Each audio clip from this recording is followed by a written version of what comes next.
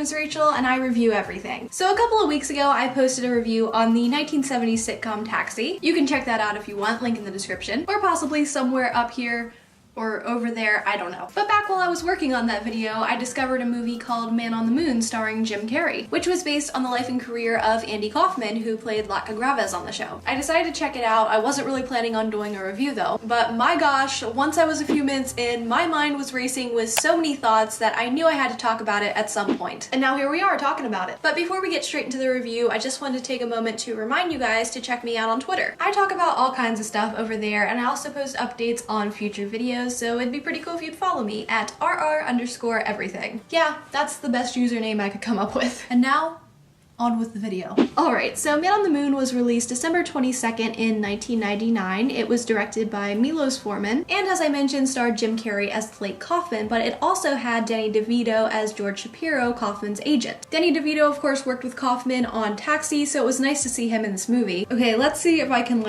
collect my thoughts here. So for those of you who aren't familiar with Andy Kaufman's career, the best way I've heard people describe it is that he was basically a big troll. He liked to mess with people, shock people, get different kind of reactions out of them. That was what he thought was funny. A lot of the things that Kaufman did was to amuse himself and not necessarily everyone else, which was pretty apparent in this movie. There was actually a line where he meets his future girlfriend Lynn, played by Courtney Love, where she asks him, "So you just pretend to be a jerk?" Actually, she didn't say jerk, but we keep it family friendly here on this channel. But Andy just nods and replies, "That's what I'm good at." So that's definitely one thing I got from this movie, that he wasn't actually a jerk, people just didn't know what he was doing half the time. There was another line actually where Shapiro tells Kaufman, "You're insane, but you might also be brilliant," which was just the perfect way to describe Andy Kaufman. Now let's talk about Jim Carrey. Jim Carrey's performance in this movie is nothing short of phenomenal. It blew me away completely. The movie started out with Jim doing Andy's foreign man act, the one that's used in Taxi, and I mean, I actually said wow out loud to myself. I was watching this movie by myself because everything that he did was just so on point. The way he moved his eyes, the way he stood and looked around, it was all exactly like Kaufman. And you know, Jim Carrey idolized Andy Kaufman, and sometimes when you admire someone's work and try to portray them in something like this, that can lead to overacting, but there is absolutely no sign of overacting from him whatsoever. His performance was so good and so realistic that I had to remind myself at times,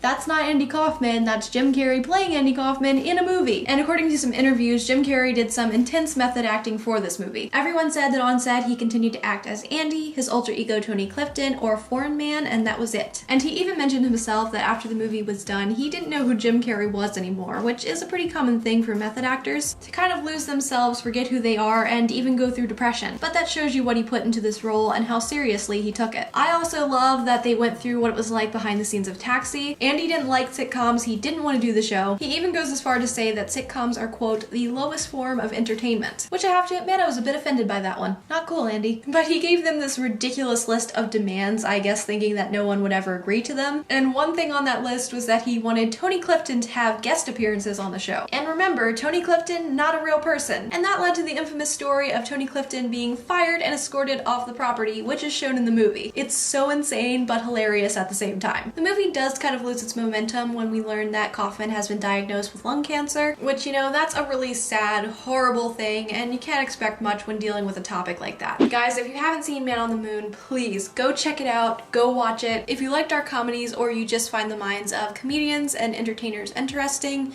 you'll enjoy it. It's getting a 5-star rating. As always, I have a lot more reviews coming in the near future, so be sure to subscribe and hit the little bell icon to stay up to date with those. But until then, I'm Rachel, and that was my review of Man on the Moon. So a couple of weeks ago, I posted a review on the... My nose itches.